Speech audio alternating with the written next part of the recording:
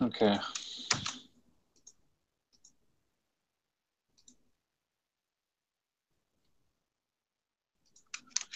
Got the link.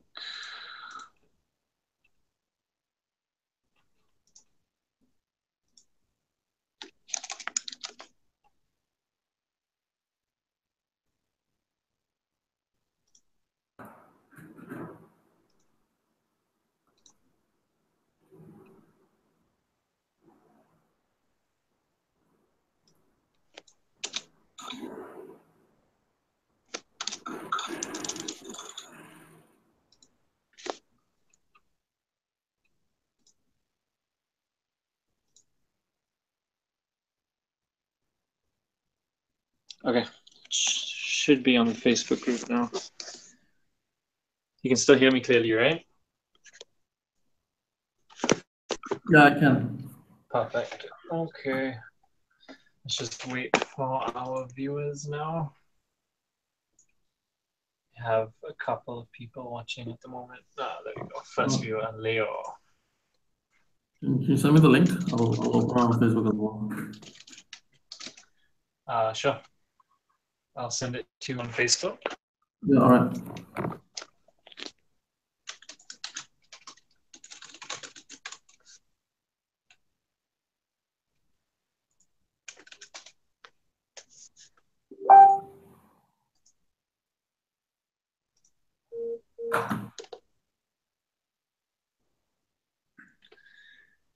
Did you get it? Yeah, I got it. It's loading.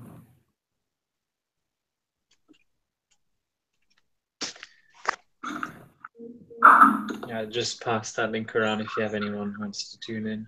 Did you get it? Yeah, I did. Someone's actually asking me about how to log into the UNAM thing. I'll give him the link as well. Yeah, just pass them the link. Just pass that link around if you have anyone who wants to tune in. Did you get it? Yeah, I did. So there's a lot of background noise coming from your end. How to log into the UNAM thing. I'll give him the link as well. Yeah, just pass them the link. Just pass that link around if anyone wants to tune in. There's a lot of background noise coming from your end. There's a lot of background noise coming from your end. I've muted you for a second. Give me a second. I'm in real quick.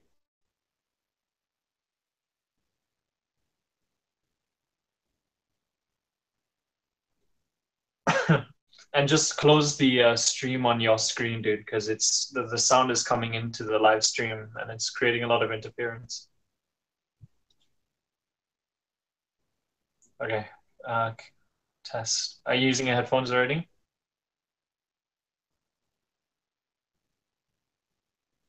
Okay.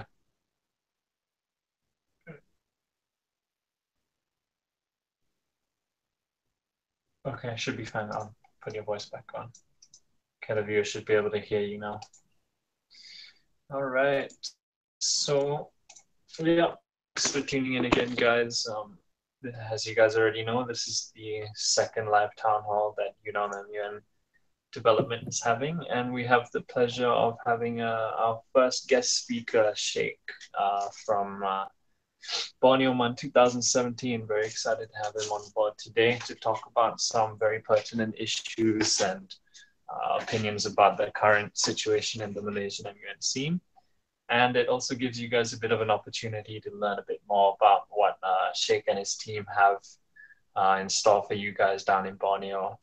So you want to give you a bit of an introduction to yourself, Sheikh, before we begin? Hi, guys. Okay, firstly, thanks, Rehan, for inviting me to this talk today. All right, it's a great honor.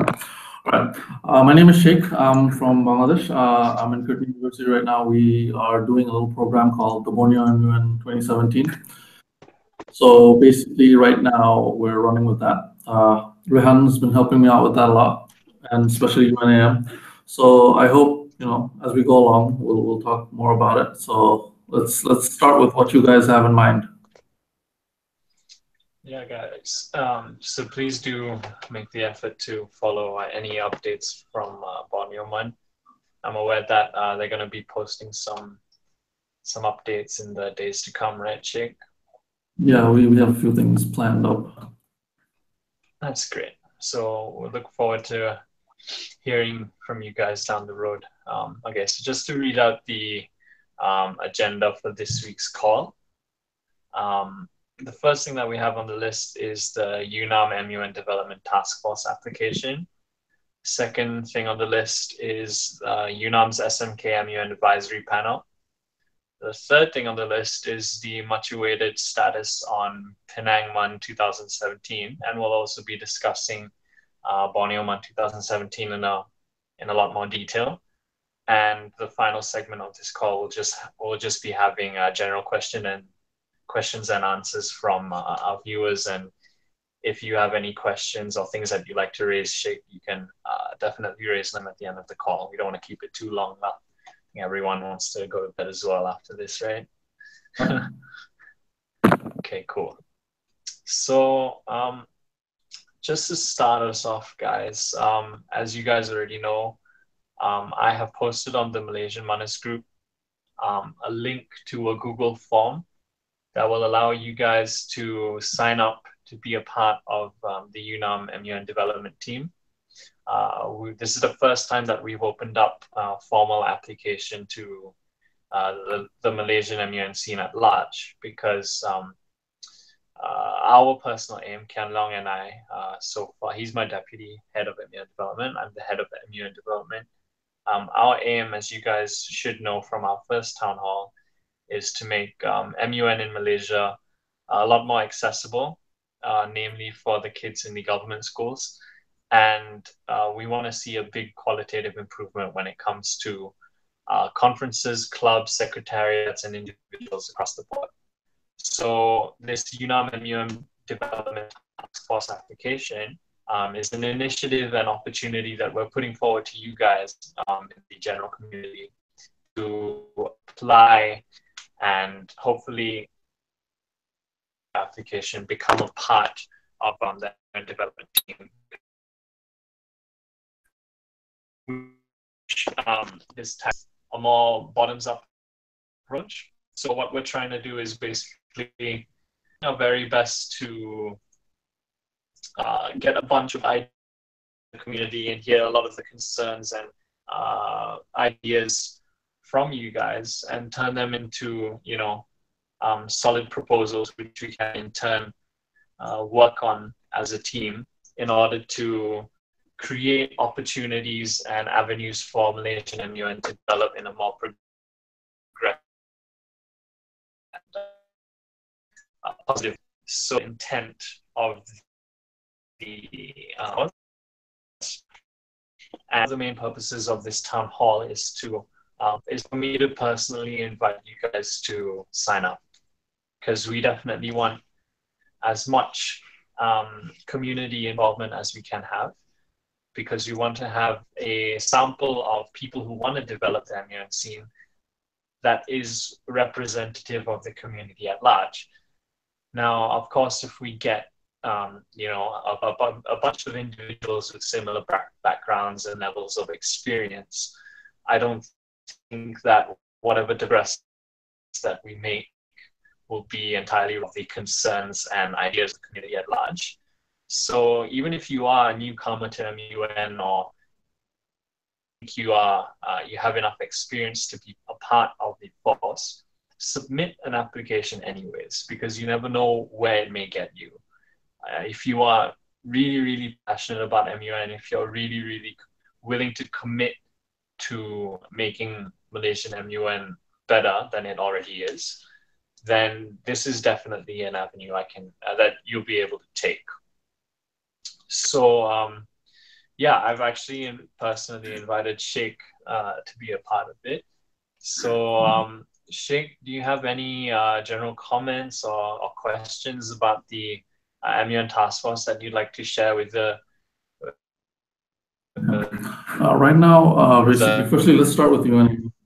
Let's start with UNAM. The things that you guys are doing right now, how you guys are recognizing schools, universities, colleges, and their programs that they're doing. Firstly, it's a huge help because speaking from my perspective, I'm from the other side of Malaysia, not mainland Malaysia. So, we struggle with a little bit of recognition. We struggle with reaching out to people. So, firstly, the whole establishment of UNAM Youth, right? This has been a great help to all of us because for the last 3 years, we've been trying to reach out. We've been trying to go to mainland Malaysia. We've been trying to get students from Kuala Lumpur, Penang, and other cities. And on top of that, we've been trying to get students to come in from other countries as well. But there's a whole when you try to go big and when you try to go international, the first problem that comes in is the credibility. All right. So because of the work that you guys are doing, small organizations like ours are getting recognition. All right. Because a couple of years ago, when we first started hosting events, we just said we're from a university. That's it. That was it. But now saying that we're recognized by UNAM Youth, you know, it's a big boost. All right. So I think you guys started like 3 years ago, if I'm not wrong. yeah, Right. that's So correct. starting from that, you guys have given students, not just us, students like people from here in Curtin, students in UNIMAS, that's in Kuching. All right. So, you've given us a little bit of recognition. We're learning to run with that. And I'm pretty sure it's the same KL as well. All right. So, and over the years, I've seen you guys grow. I've seen you guys, try to help us out even more. And I'm pretty sure, I don't know about the other organizations, but, UNM has been very helpful to us. So firstly, that's the first thing, when you have a unified, a centralized body looking over everything else and, setting the standards for whether let's say competition or setting the standards for judging and everything, this was something that you needed. You needed infrastructure, and UNM Youth is, the basis of that infrastructure, right? Yeah, Correct me if I'm wrong. of course. So yeah, so basically, we're trying to run off that. We were following the rules and the guidelines that you guys are giving, and to be honest, everything you guys have written down so far, it's come to good help for all of us. All right. Yeah. So yeah, that's basically it. Thank you very much, Sheikh. Very, very, very thankful to hear all of that. I think the main concern that I'm aware of from the general community when it comes to the efforts that UNAM-MUN development has been, you guys, is that previously when we came into the scene, we were viewed as a bit of a tops-down approach team, tops-down approach organization, and I just wanted to clarify to you guys and clarify to the community as a whole that that isn't the case. All of the standards and expectations that we put in place when it comes to the league, when it comes to the conferences, when it comes to judging criteria for delegates, for chairs, when it comes to the upholding of a certain standard and prestige, it is not in order to set, an elitist mentality amongst MUNs. That, especially coming from me, that is probably the last thing that we want to have happen in Malaysian MUN. And if there's one thing that the MUN community in Malaysia that is blessed with, that would be the sheer number of people who are interested and actively participating in MUN across Malaysia. And I think Sheikh can agree with me on that point. We have a lot of people who are involved in MUN. But the thing is, when we have so many people who are actively participating in an event, and an event that has grown exponentially in the last couple of years, mind you, that a bit of a qualitative drop as far as things such as debate quality, chairing quality, the quality of secretariats in high school level conferences, and so on and so forth have. So we're trying to act as a body that puts forward, advice to the community when it comes to the running of conferences and MUN clubs. And we're trying to, that this is a bottoms-up approach. We're trying to get initiatives, proposals, ideas, concerns, questions from the community. And from those initiatives that you guys put forward, we want to manifest into actual solutions. So like, for example, the first proper proposal that I received personally was from a group of SMK MUNs from Subang Utama and SMK before. And they noticed that there were a lot of people and kids in SMKs in particular that were interested in Model United Nations, that were interested in learning about global politics and issues, that were interested in diplomacy, but they either didn't have the opportunity or didn't know how to get involved in that scene. And they began with their MUN journey by attending established conferences such as MN-MUN, Sun-MUN, Tae-MUN, conferences like that. But they envisioned, since there is such a strong debate culture in Malaysia, they envisioned that they could have provided, this MUN opportunity to their friends and the people that they are surrounded with in order to kind of encourage a healthy consensus building culture amongst their peers and government schools. So their proposal to me was that they wanted to develop and run an SMK MUN advisory panel. So they act as a liaison between the SMK MUN community and UNAM-MUN development. So people on this advice should be primarily made up of students with an MUN background from SMKs and students from other institutions who want to bring SMKs across Malaysia. And they would advise the MUN SMK schools in their area, and they would advise them on weekly activities. They'd advise them on exposing them to already established conferences. And they actually even proposed a procedure when it comes to starting up an MUN club and an MUN culture in the schools. And the end goal for this is to create an SMK MUN network, starting in the Klang Valley, so starting in Damansara and Subang Jaya area. And inevitably and hopefully by the end of my tenure, I would like to see that network and that advisory panel reach out to schools outside of the Klang Valley so that this culture spreads exponentially as the months go by. I think Kelly has just dropped in. Hi, Kelly. Hey, guys. Hey, so just an official announcement while she has just joined the call. So Kelly has been made the official head of public relations for our development task force. Kian Leong and I personally trust her with her ability to represent our best interests and liaise between us and the community as a whole. So welcome, Kelly, to the call. Thank you for joining us. Thanks, Rehan. Okay, I'll just, go back to myself. Okay. Just make sure your mic is a bit muted now because I think there's a bit of interference coming from your end. All right. Thank you. All right.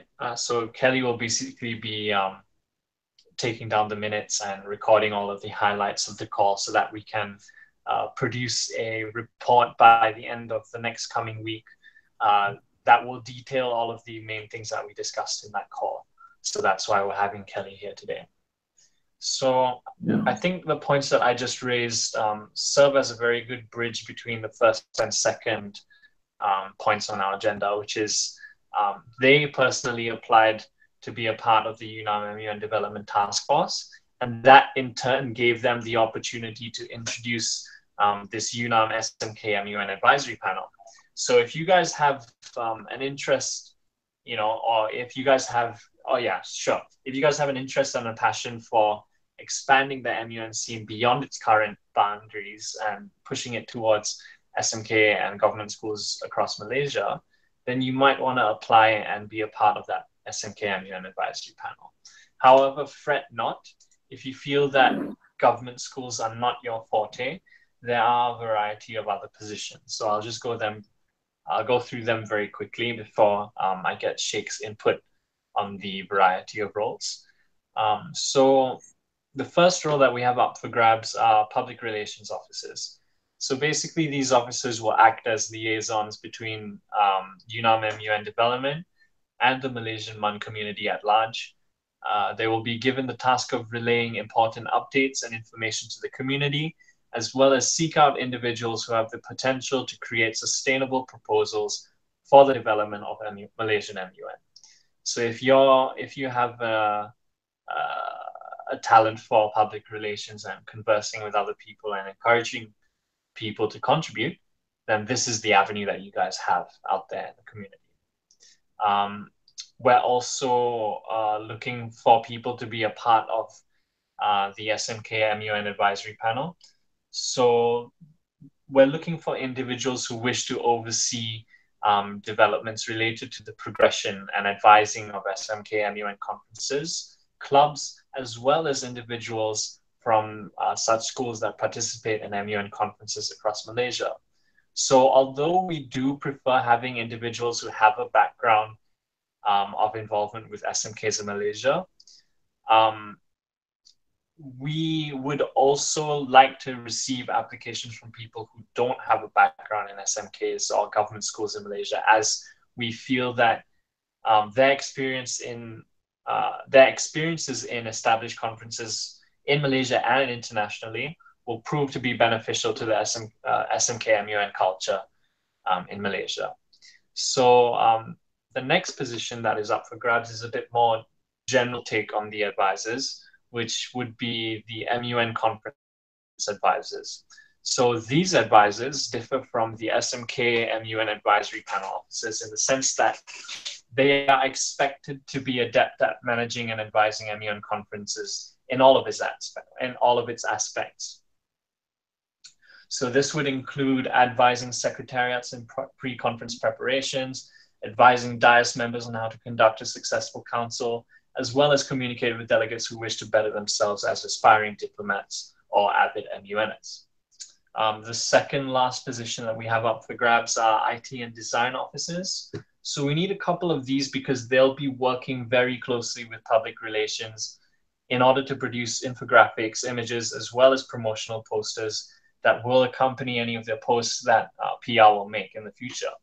So there's also the possibility of us creating various social media pages and accounts.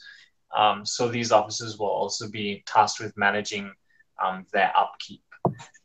The final and probably the most interesting position that's up for grabs are the information and knowledge management officers.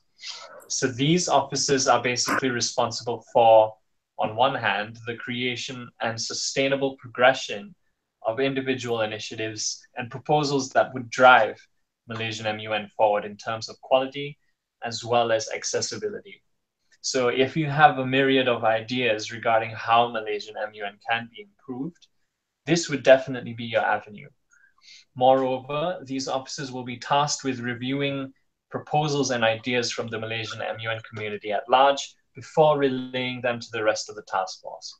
So if you're a visionary or you have a bunch of ideas and suggestions on how the Malaysian MUN community can progress as a singular body, then this is the kind of role that you'll take. So ideologists, this is your avenue to making Malaysian MUN better than it already is. So I think before we move on to the next portion of our agenda, Sheikh, do you have any general comments regarding the structure or the involvement that surrounds the UNAM-MUN Development Task Force?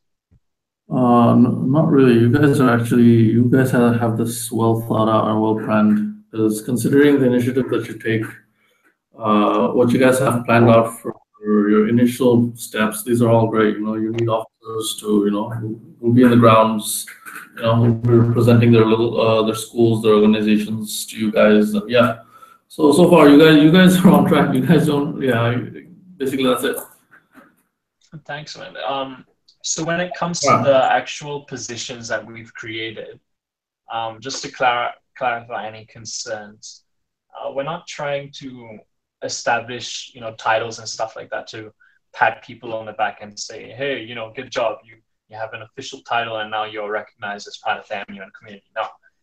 The reason why I have decided to create these defined and definitive roles is because in the event that I do complete my tenure with UNAM, my successes and the successes of the task force will be filling in these roles. So in short, I've established these roles in order to ensure sustainable continuancy when it comes to MUN development in Malaysia. So that's one of the initiatives that I've taken so far.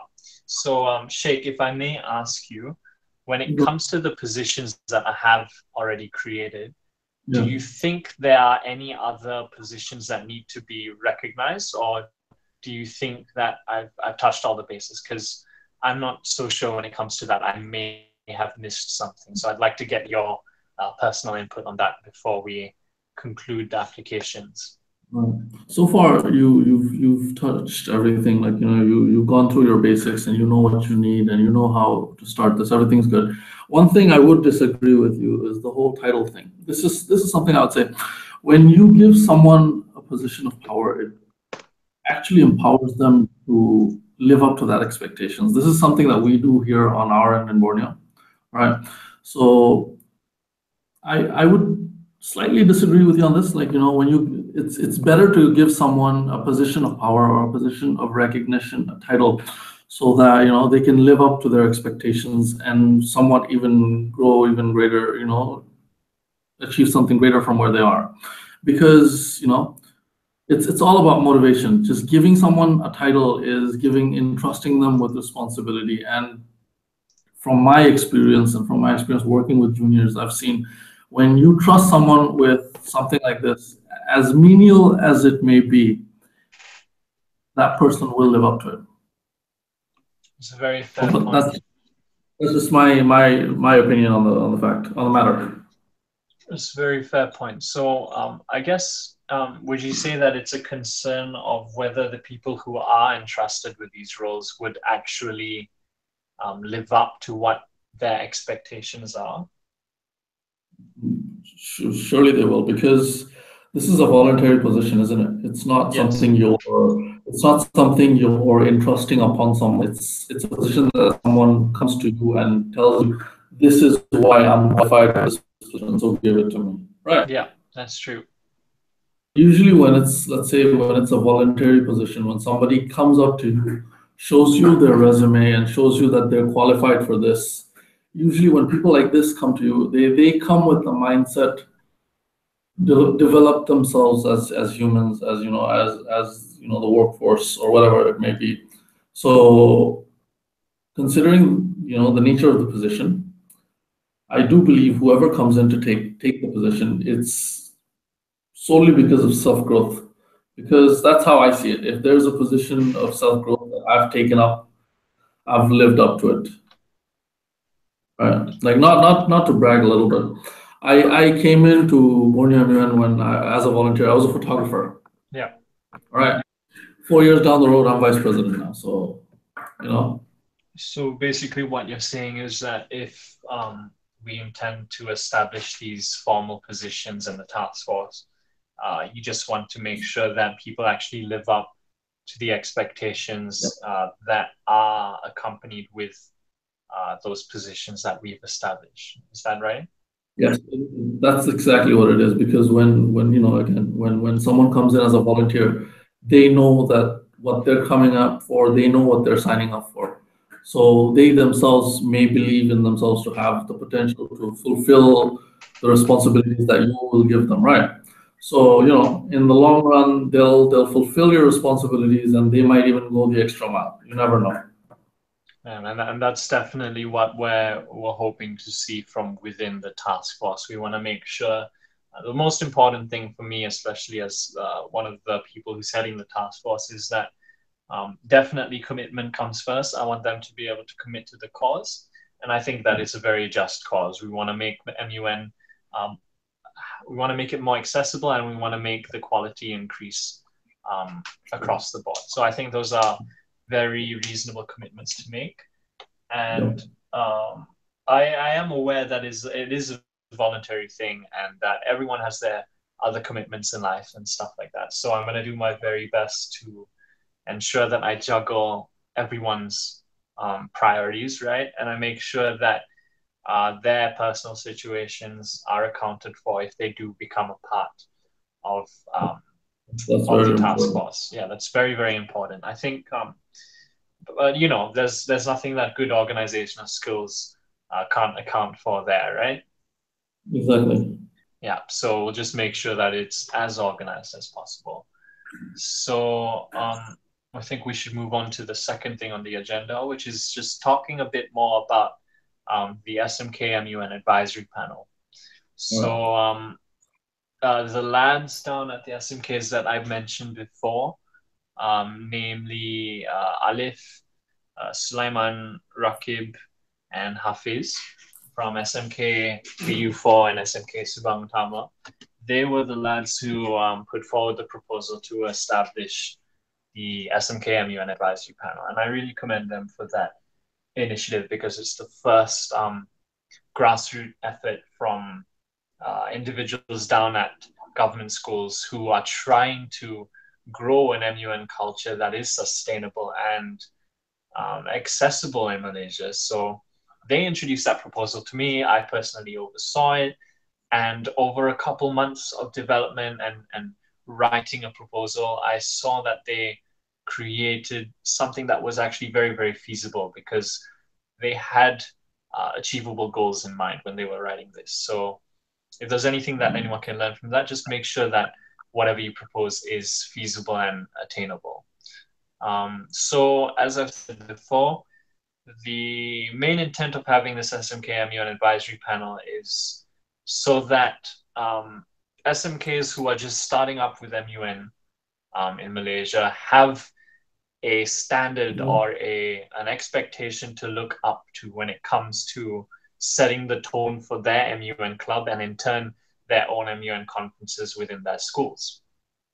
And I understand that when it comes to the technical proceedings of applying for the ability to have your own conference and have your own club and have it as a recognized co-curricular activity in your school, it's definitely a lot more strict and stringent when you compare it to private institutions such as universities and colleges here. So I'm going to be honest with you guys, it is going to be a lot of work as far as development of MUN is concerned in government schools in Malaysia. But this is exactly why we're opening up this opportunity to you lads and lasses in the community as a whole. So with what I've said so far, Sheikh, what do you think about this initiative as a whole, since it's the first official proposal that we've received? It's a great initiative, because this is something that I faced personally. Let's say when I sent out an invitation to a school, if it's a private school, it's fine. They accept it. They say anything about it. They return to me with a letter of either yes, we'll be joining, or no, we won't be. But when it comes to government schools, you need a letter from the Ministry of Education, if I'm not mistaken, stating that the activity that you propose, the activity that you've invited the school to, is in fact an academic activity. All right. If I'm not wrong, MUN is not recognized officially as an academic activity. So whenever you host something like this, you need to go to the Ministry of Education, show them what your event is, have your proposal accepted, and then they'll issue a letter to invite other students. So right now, I think the first problem that you should have a look at is how to get MUN recognized as an academic activity. If you guys can get that done, if the Ministry of Education sees what you guys are doing, what the schools, the universities are doing as educational, it'll be much easier to go into schools, to students, organize events, organize conferences. Yeah, basically that's that. If you have, a written statement that says this is, yes, academic activity, it'll be much easier to get more school involved in greater numbers and faster than you can think, I guess. Yeah, Because a couple of days ago, I did have this problem. One of the schools that I reached out to said, we need a letter from the Ministry of Education or else we won't be able to entertain your invitation. So yeah, I guess that's the first thing I mean, you guys need to look at, I guess. Yeah, I definitely agree there. And quite a few of our viewers actually brought that concern up in our first town hall. And it was an issue that I was aware of when I talked to the guys who are active in MUN at these SMKs.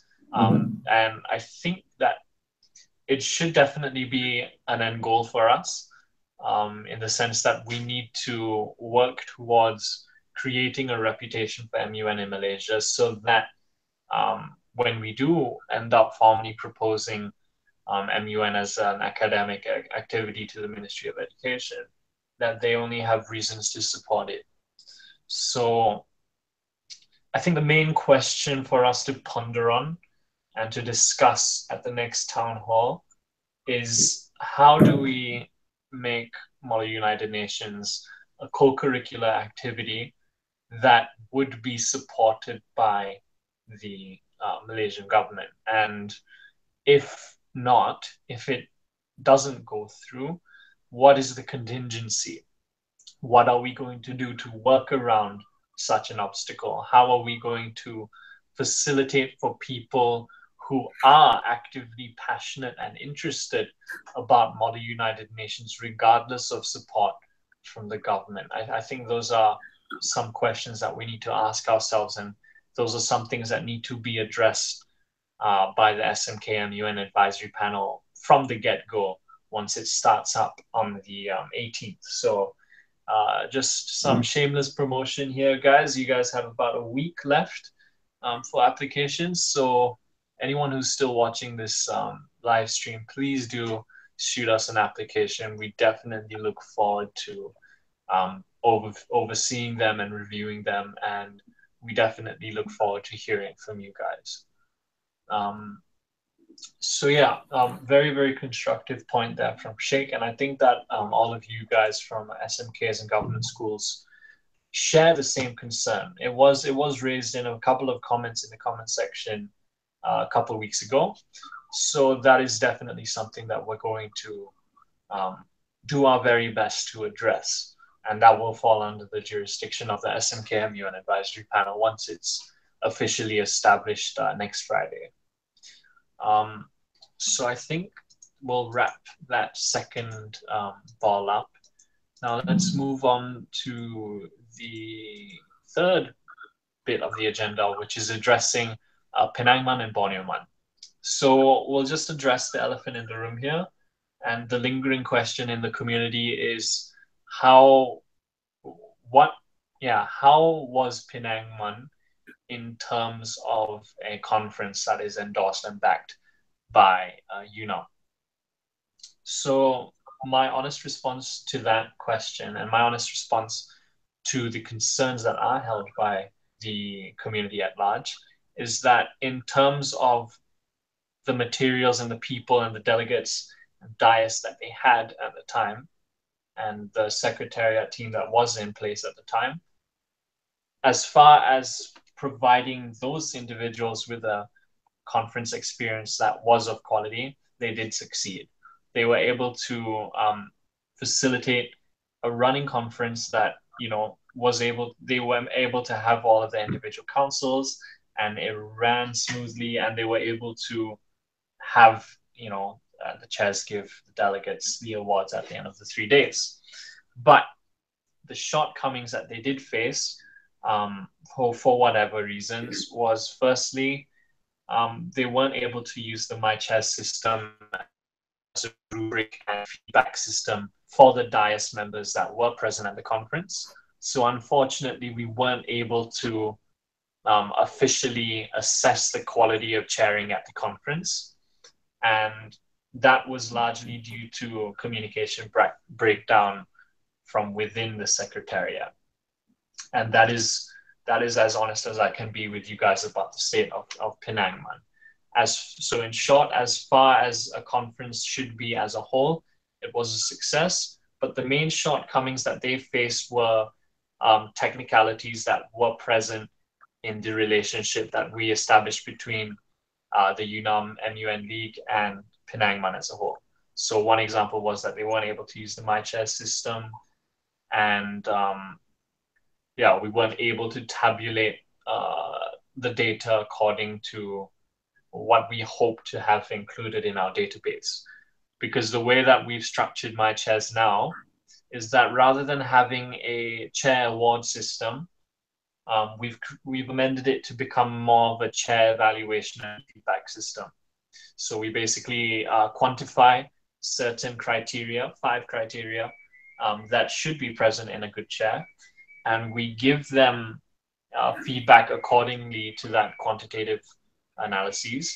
And we also do our very best in being as qualitative as possible in our assessment of how the chairs performed at that conference. But unfortunately, we weren't able to do that because the Secretariat didn't implement the MyChair system. So whatever feedback and assessment of the chairs at that conference that was implemented, it was only implemented on an individual and specific level according to each individual chair. So I can't speak for how good the chairing quality was there.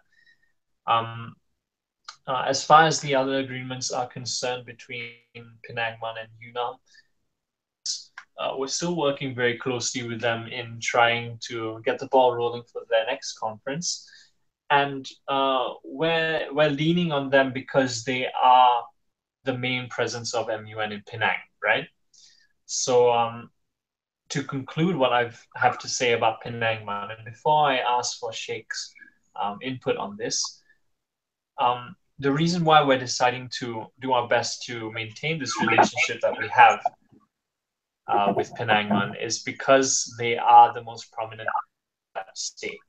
And we want to use them as a conduit between UNAM and the MUNs in Penang to establish a healthier MUN community in that region. So that is one manner of how we can expand this MUN culture beyond the Klang Valley and into other states in Malaysia. So as far as Penang-MUN is concerned, Sheikh, what's your input on what I've just talked about? First of all, congratulations to Penang-MUN for pulling off a great conference. Right, considering how UNM is new and the rules are a bit all of us, a little mishap here and there, it was expected. So I guess it was overall, hats off to the Penang-MUN crew for pulling off a good conference. All right, hopefully next year the whole MyChair issue won't happen again. That's all we can hope for right now. And Penang being where it is, geographically away from KL, it's away from the center of the city, center of Malaysia. I think they kind of face the same problems that we do because we're kind of on the outside. So I guess it's really hard for MUNs like us to reach out to you guys in the who are in Kuala Lumpur. So maybe that was the issue, the whole distance thing. But hopefully next year, I guess everything's going to turn out all great. Yeah, definitely. Yeah. I wholeheartedly agree with what you said. It's this whole idea of network connection and communication that UNAM is trying to establish between our department and the other states in Malaysia primarily. Exactly. Because things are kind of already running themselves in Klang Valley as far as the established conferences are concerned. However, as far as qualitative improvement goes in the Klang Valley, our attention would probably be directed more towards the high school level conferences and college level conferences that haven't been around for so long. And we want to make sure that they're able to get off on the right foot. So coming back to that main topic about Penang-MUN, yes, there were shortcomings, yes, there were setbacks, and yes, it didn't necessarily meet our expectations. Was it a failure? No. Did they success in running a conference that was able to provide the delegates with an experience? Yes. So it's not a very black and white situation when it comes to Penang-MUN 2017. But we're doing our very best to address the concerns with them and address the issues that they face. And we were given the privilege of having a couple conversations between me, Kian Leong, Kelly, and Diana, who was the SecGen of Penang-MUN 2017. And we were able to rectify a lot of the issues that they did bring up within those calls. And most of the issues were just miscommunication and fragmentation from within the internal secretariat happening. So we just want to make sure that issues that are prevalent in conferences that UNAM oversees don't repeat in the next iteration of said conference and don't have a presence in other UNAM-backed conferences. So for example, the lack of communication in Penang-MUN is something that we don't want to see in Borneo-MUN. And that's probably one of the main reasons why when I was having a call with Sheikh the other day, that I put quite a bit of emphasis on communication and voicing out what you think, voicing out your concerns. My opinion is that communication is essential to the foundation of creating a quality conference. So anything you'd like to add before we move on to your segment about Borneo-MUN, Sheikh? No, I'm good. All right, perfect.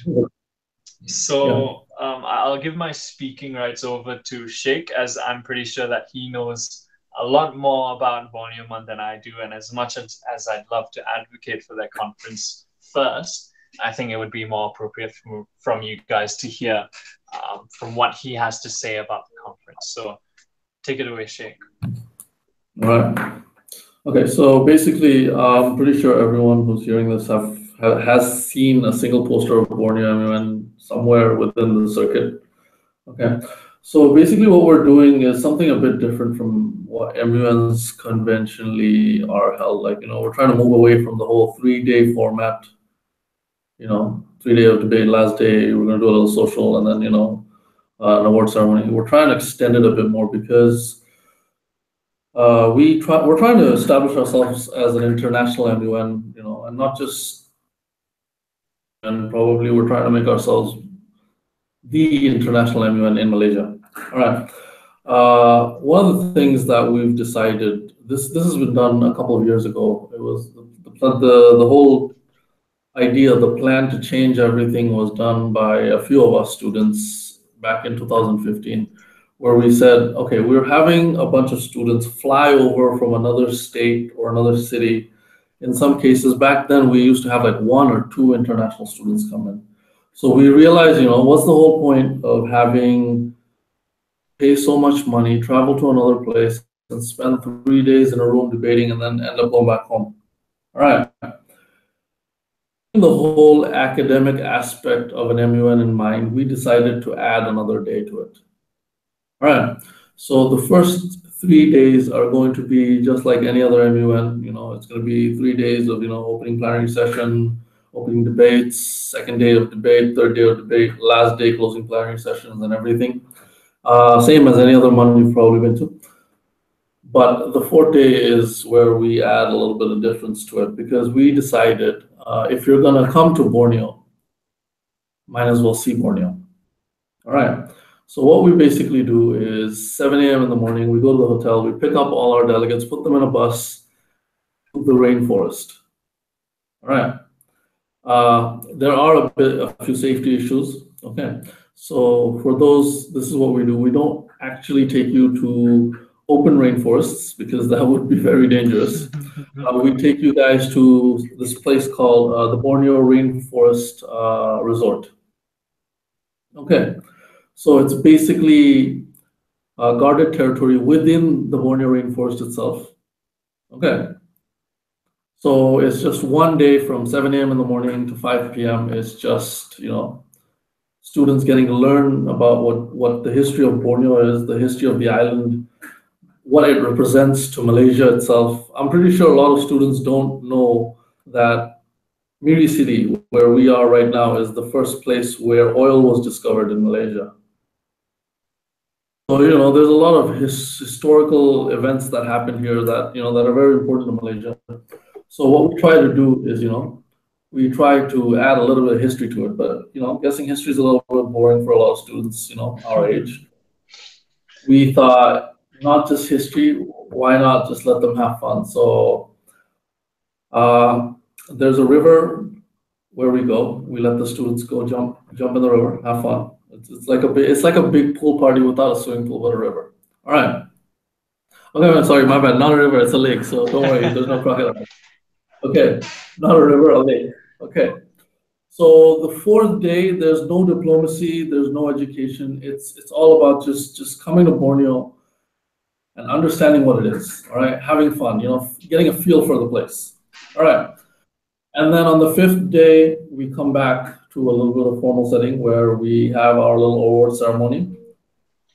It's staged as a grand ball. All right, so there's music, there's food, the award sessions going on.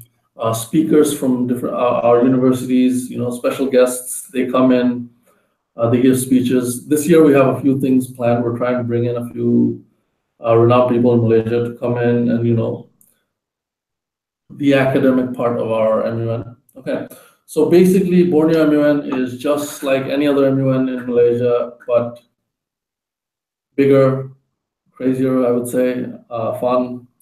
And academically, this is something I'd like to point out. Most of our EBs that come in, executive board members, they're all from different countries. We implemented this policy this year. So each of our EB members is from a different nation. All right. So you guys get to take in, the culture of Bangladesh, India, Nepal, Bhutan, Pakistan, India. All right. So, it's a mixture of different cultures, and we do have Malaysian EBs as well. This year, I think if the Secgen of UNIMAS, Jonathan, if you know who he is, he's coming to join us. All right, and hopefully, I'm waiting for the guys at UNM to give me a call and say, we're just coming. All right, so basically, we're doing everything possible to make Borneo MUN as educational as it can be, along with as fun as it can be as well. All right. So yeah, that's what Borneo MUN is. It's 5 days. Accommodations covered by us. The fee is 400 ringgit. Okay, it might seem like a bit too much, but considering that you have one university, 2 resorts and everything, I believe it's quite reasonable because we at Borneo MUN, we're not a for-profit. Every cent that we get comes back to the delegates in one form or the other. That was my pitch for Borneo MUN. If you guys have any questions, please feel free to ask, and I'll answer anything you guys have in mind. That's a very convincing, very honest pitch, I'd say. Yeah. I think there's a bit of feedback coming from your end again. My voice. Right. Is it better now? Hello? Yeah, is it better? I think it's better now. Okay. Yeah, so just to touch on what Sheikh has told you guys, just to highlight about the price at 400 ringgit. That's for an international MUN experience that's not too far away from home. When you compare it to the price and the amount of money that you pay for an international conference experience, and let's put that next to the nearest or the next best alternative, which is an MUN in Singapore, I think it comes with a much more reasonable price tag, and you'd be saving a lot of money as far as travel expenses, accommodation, food, breakfast and lunch, and conference experience are concerned. Simply because I understand that Sheikh has done the best that he could in order to allow students from mainland Malaysia as well as people in Borneo to come to the conference, to come to his conference and experience an international standard at a very reasonable price. So I'd just like to highlight that fact. Can I add a little bit to something I forgot to mention? Sure. The fee is actually 200 USD, which comes around to 850 RM if I'm not wrong. All right. But we at Borneo, we decided, what the hell, we'll go all the way. The sponsorship money from the sponsors that we have this year, one of our sponsors is Eastwood, the other one is Uber. So every penny that's coming in from our sponsors is going to scholarships for our Malaysian delegates. So instead of charging 850 for Malaysians, we're going 400. That's the bare minimum. Like I can't even explain how low we're going. All right. So everyone who's been here last year, the Malaysian students that did show up last year, we had a couple. They're all coming back, and this year they're coming back with their friend circles. Okay. So all I would like to say is, if you guys want to give something, a homegrown Malaysian international MUN a chance, come down to Borneo, have a look at what we're doing. I can guarantee you will go home with exhausted bodies, exhausted minds, and a ton of memories. I really hope that people do take this opportunity, because I'll personally be making every effort that I can to come and witness this spectacle that is UNAM-MUN 2017 firsthand. I wouldn't miss out for it. So please do, guys, give it a look. Hop on their website, see whether it lines up with your other priorities in life, and do your very best to attend, guys. It's an excellent conference. Okay, so I think we've addressed all of the things that we wanted to talk about on behalf of UNAM and on behalf of Curtin and UNAM-MUN. So I think we'll just go into some general questions and answers before we wrap this call up. I think we've had a very intricate and very detailed call. So I'd like to thank you, Sheikh, for your contribution when it came to the issues that we were addressing earlier. So thank you very much for that, Sheikh. And thank you for calling me. Thank you for having this session with me. It's been great. It's my pleasure. Would you like to stick around for the questions? Perhaps you could give. Yeah, sure. I'll stick around. If somebody has a few questions for me, I'll be glad to take it. Perfect. So before we address the questions from the public, do you have any personal questions that you'd like to raise to us or to the public as a whole? To UNAM, I hope my team's living up to the expectations that you guys have set. That's basically it. We'll have a longer talk about this maybe at the end of September when we're done with all of this. Yeah, we'll definitely have a detailed postmortem. Out there, if you guys have any questions, I can see a few questions popping up right now. Okay, so if you guys have any questions, just hit me up. I'll answer them to the best of my abilities, and do go to our Facebook page, Borneo Model United Nations 2017. Ask a question, share it with your friends. Please do interact with us. We're very friendly people. Just let us know if you have any questions. They won't bite. I'm sure they won't. All right, so let's get into the questions. Let's see which one we should go to. So, okay, so from the detail, we have the first question. How much time should the potential task force be able to commit of us? This is a concern that I raised earlier. I think as far as day-to-day commitment goes in terms of time and how much time these people have to put aside, it's not even really a day-to-day thing.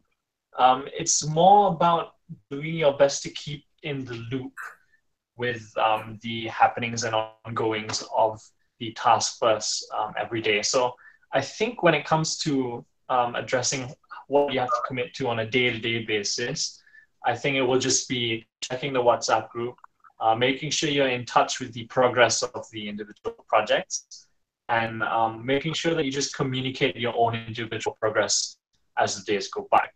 So altogether, on a day-to-day basis, you'll probably be spending 45 minutes to about an hour just reflecting on progress and individual proposals and tasks, according to your individual jurisdictions.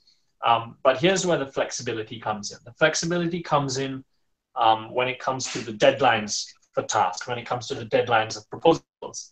So when it comes to creating these deadlines, we're going to get the input of the entire team as a whole, so that we are able to set a deadline for, let's say, a particular proposal that has been accepted into the task force as a project.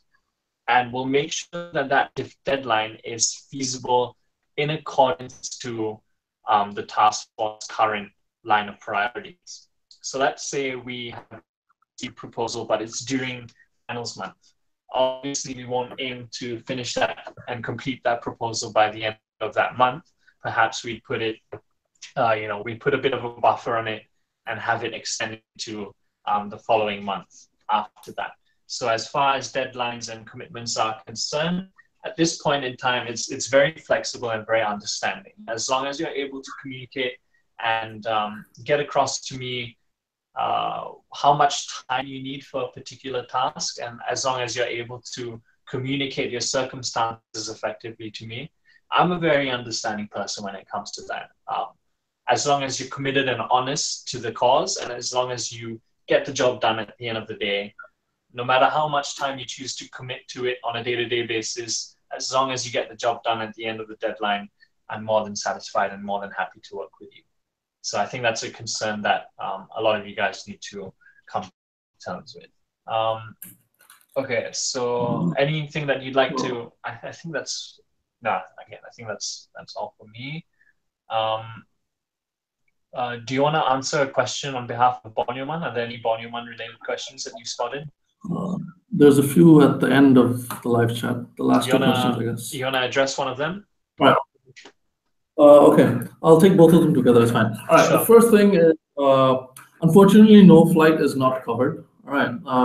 However, we are talking to AirAsia. We're in conversation with them to try and see if they would, give discounts to our students.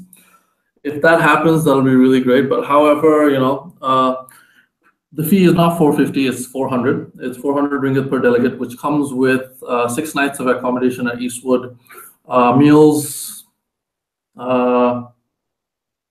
things you need, like, normal merchandise that comes with the conference, the gala dinner, and the trip to the Borneo Rainforest. So everything is covered within 400 bucks. Nothing extra is charged. To the next question, do we have a letter from KPM? KPM is the Malaysian Education Board Ministry, right? Yep. Okay. As of now, we don't have one. All right. The only forms of recognition we have is UNAM itself and Curtin University. All right. If you guys don't know what Curtin University is, please do look it up. It's one of the top universities in the world, currently ranked in the top 1%. All right. So a cert jointly coming from UNAM and Curtin University, I think, will go a long way.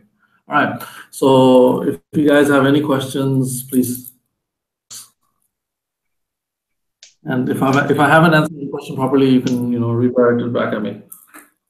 Thank you very much, Sheikh. We'll address one more on behalf of UNAM. Okay. Now, what would the interviews for the applicants be on? Do you guys have any short-term goals you hope to achieve with the task force?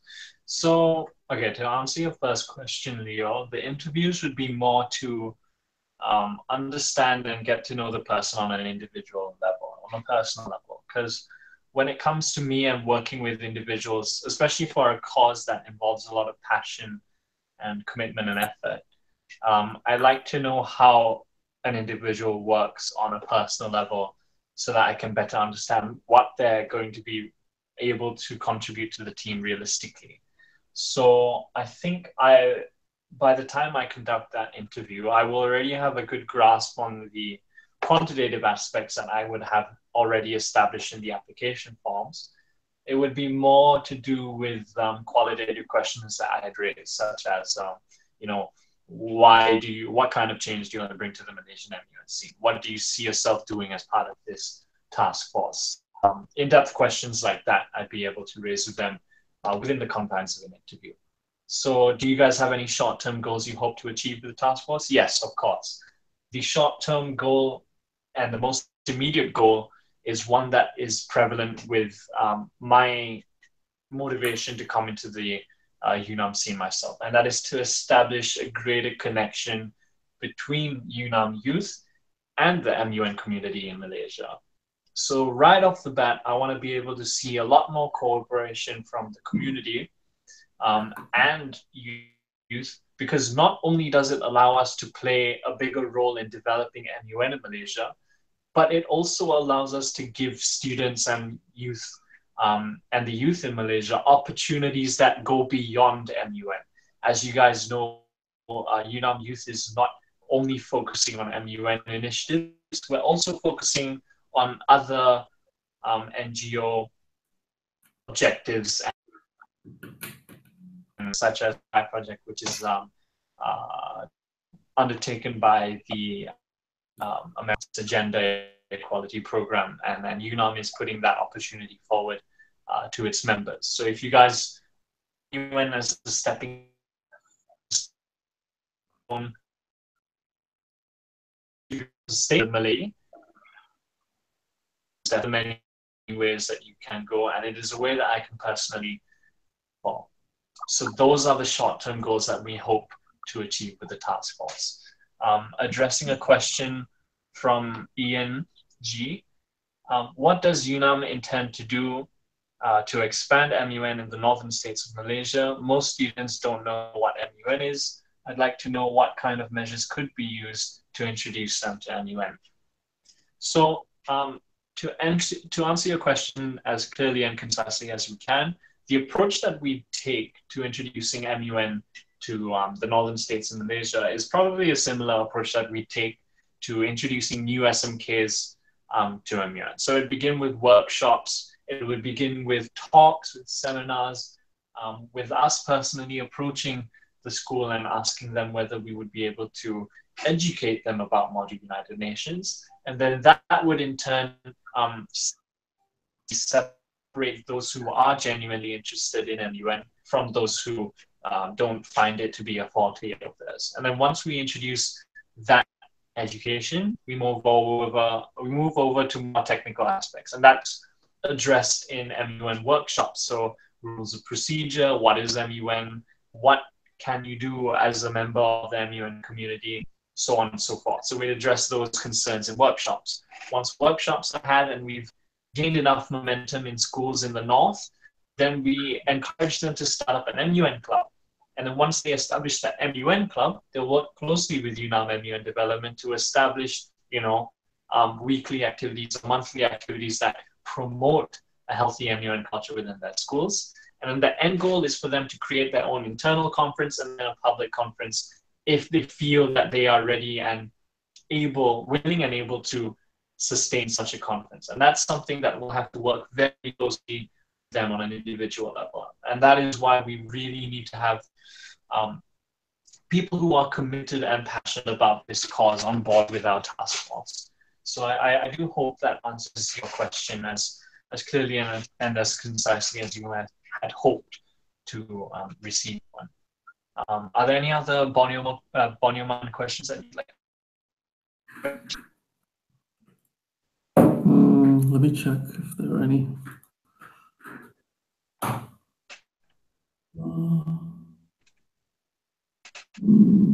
No, not really. Okay, but yeah, that's all for now, I guess. Okay, we'll just address a few more of these questions. One of the problems. Yes. Given Penang-MUN was approximately half the size of Tenby Penang-MUN and had definitely worse reviews by both delegates and chairs, should UNAM take a more invested look in ensuring conference quality? Coming from the Trident, I apologize, I'm not sure what your real name is. I forgot. But to address your question, and I think this is something that Sheikh and I have talked about, and I have talked about with my youth coordinator. What I noticed during the reevaluation of the My Chair system was that there was a lack of representativity on behalf of UNAM at these UNAM-endorsed conferences. So what I proposed to them a couple months ago was that we have a couple of representatives from UNAM Youth actually be present at the conference to make sure that people understand what the initiatives are that we are trying to promote in the conferences that we do oversee. So, for example, let's use UNAM-MUN as an example, as this is something that's ongoing and we're trying to work towards. I'm aware that Sheikh would really love to have myself and probably a couple other UNAM representatives down at UNAM-MUN, just to make sure that we're able to facilitate the objectives that we want to uphold in the conference in a qualitative manner. So you know what they say. If you don't have faith in if you want to get the job done right. So understanding that mentality, if I want to uphold certain values, who better to have than myself down there on the field, working closely with this amazing secretariat they have to make sure that those values are upheld at the conference. Exactly. So to answer your question in short, yes, we want to definitely take a more invested look and approach into ensuring conference quality by having representatives from UNAM down at the conferences that we personally endorse. So obviously right off the bat, the two hardest ones to accommodate for are UNAM-MUN and Penang-MUN because they're the most out of the way.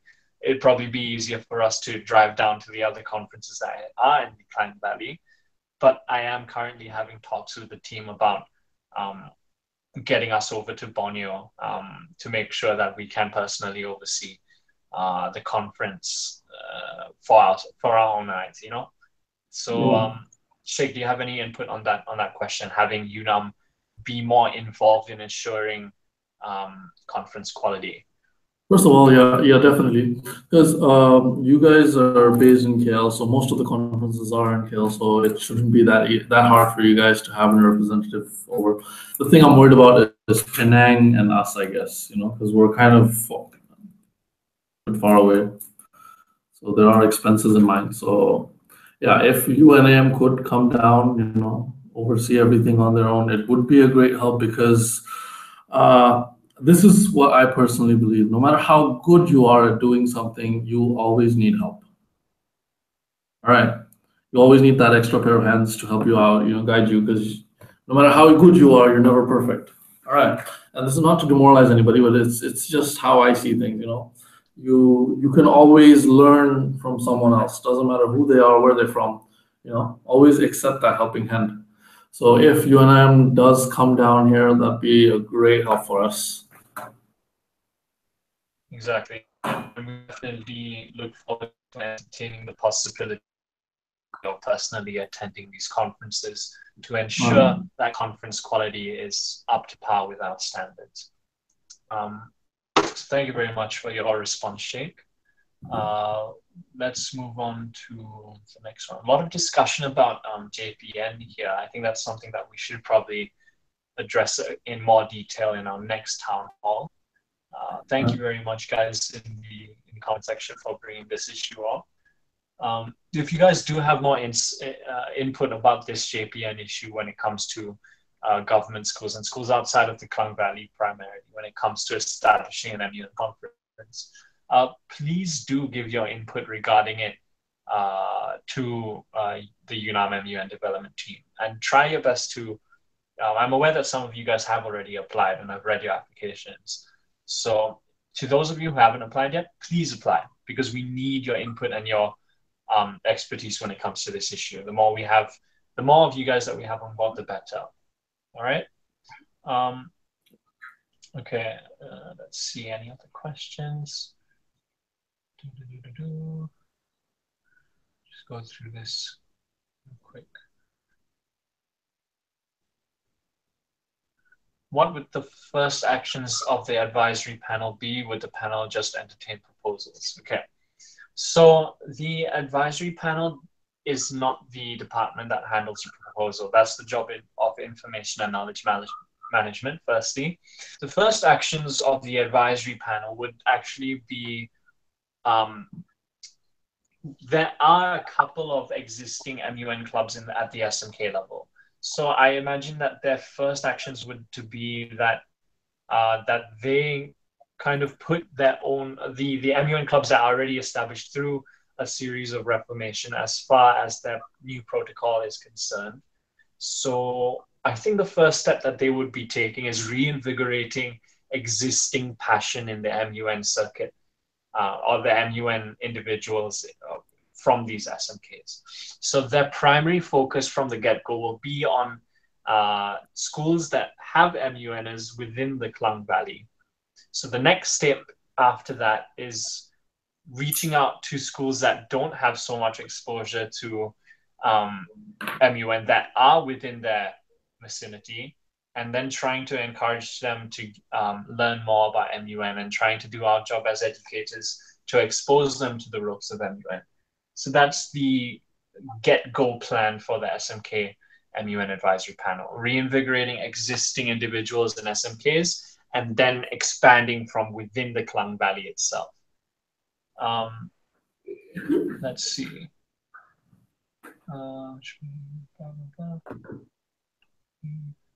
Yeah. So are there any questions that I've missed out? Shaikh? Not that I can see. I don't think so either.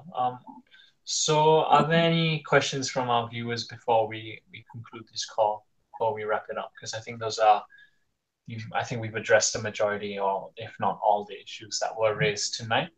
So if you guys would know, okay. With certain areas having bad inter-school communication, what would the task force suggest? Okay, so this is definitely one of the more pressing matters that we probably have to deal with. Okay, so let's use Penang as an example. Now, it's good. The good side about Penang and the situation in Penang is that they have 10B Penang MUN and they have Penang-MUN there for us to use as conduits to encourage stronger inter-school communication within that state. But let's take that question and apply it to an area such as Terengganu, right? That doesn't have a very strong MUN culture at all.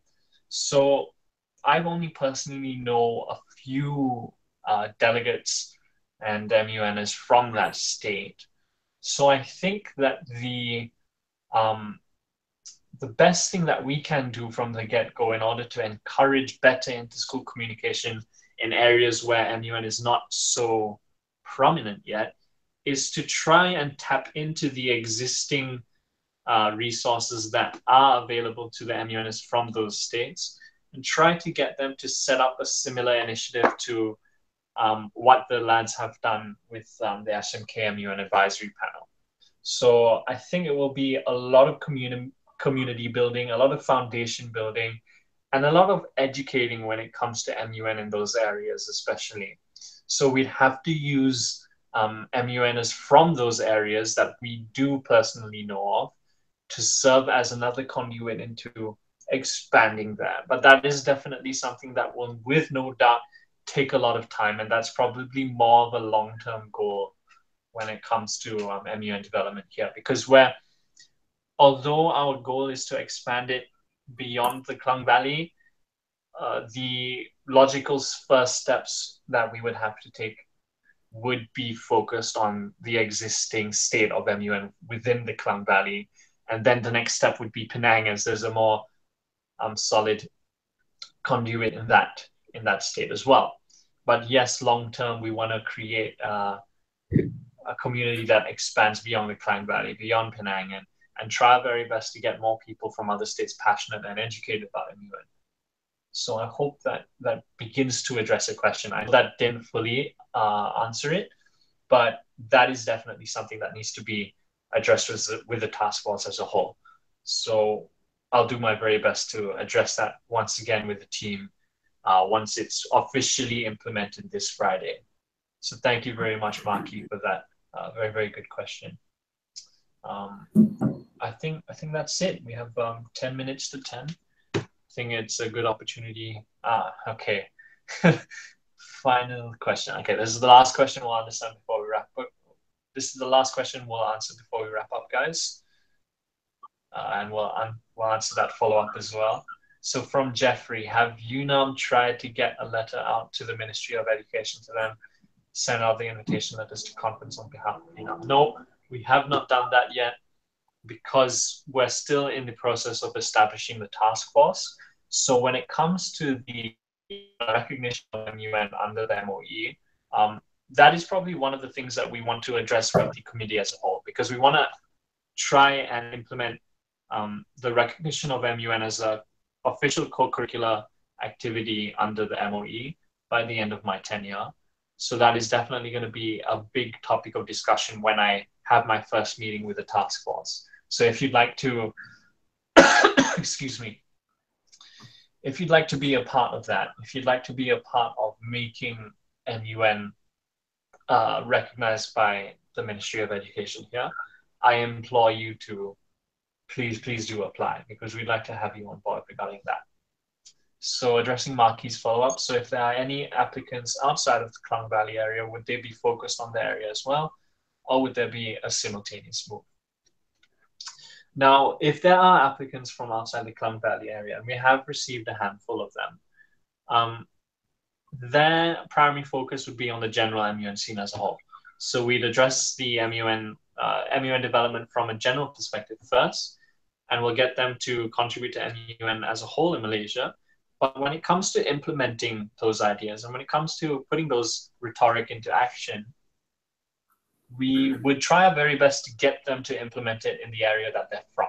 So let's say we have a bunch of lads down from Penang who have a bunch of ideas about how they could get MUN off the ground. And let's say the rest of the team has also come up with a variety of ideas. The applicants and the members of the task force from states outside of the Klang Valley would definitely do their best to implement those ideas and proposals and manifestations of discussion in the respected areas. So yes, definitely. To answer your question in short, that is how we are going to deal with it. It would be focused on their area as an end goal, but they initially focus as on the topic of the quality of MUN in general first, before they actually go ahead and implement it in their specialized areas. So before we conclude this call, Sheikh, are there any closing remarks you'd like to make before we formally end this? I'd like to thank you guys again for having me. It's been a great honor. Thank you for giving me the stage to talk about Borneo MUN. Apart from that, keep up with the good work that you guys are doing. Your support means a lot to us, and I'm pretty sure it means a lot to a lot of other organizations as well. All right. And hopefully I will see you guys here at the end of September. Thank you very much, Sheikh, for your input. It was truly an honor to have you on board tonight. Thank you for putting aside your time. Thank you guys for tuning in. We can't express how much gratitude we have for you guys. You guys are the guys who are making real change in the MUN community, and I commend your effort for sitting in and listening to what we have to say and addressing all the concerns that you guys have as individuals as well as us as an organization. So thank you so much, guys, for tuning in. Please do spread the word. People involved. We have about the same number of people watching this stream as 2 weeks ago, so we'd like to have plenty more viewers the next time round. So please do your best to get the message across. We just want to make sure that we're doing as much as we can to make Malaysian MUN what it can definitely become in terms of its potential. So once again, guys, I cannot express enough my gratitude for every one of you guys who have put forward your input tonight and over the last couple of months. And it's been a pleasure working with you guys so far.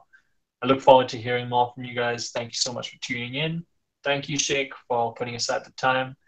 And, we'll see you guys in a couple of weeks. The report for this town hall will be up by this coming weekend. So please do watch out for that, and watch out for updates for UNAM-MUN and for the next town hall. The updates for the content of the next town hall will be up with the research report for this town hall. So please do give us a follow on Facebook, guys. So thank you very much, everyone, and good night. Thank you, Sheikh. All right. Good night, everybody. And thank you, Kelly, for helping us with the minutes and PR.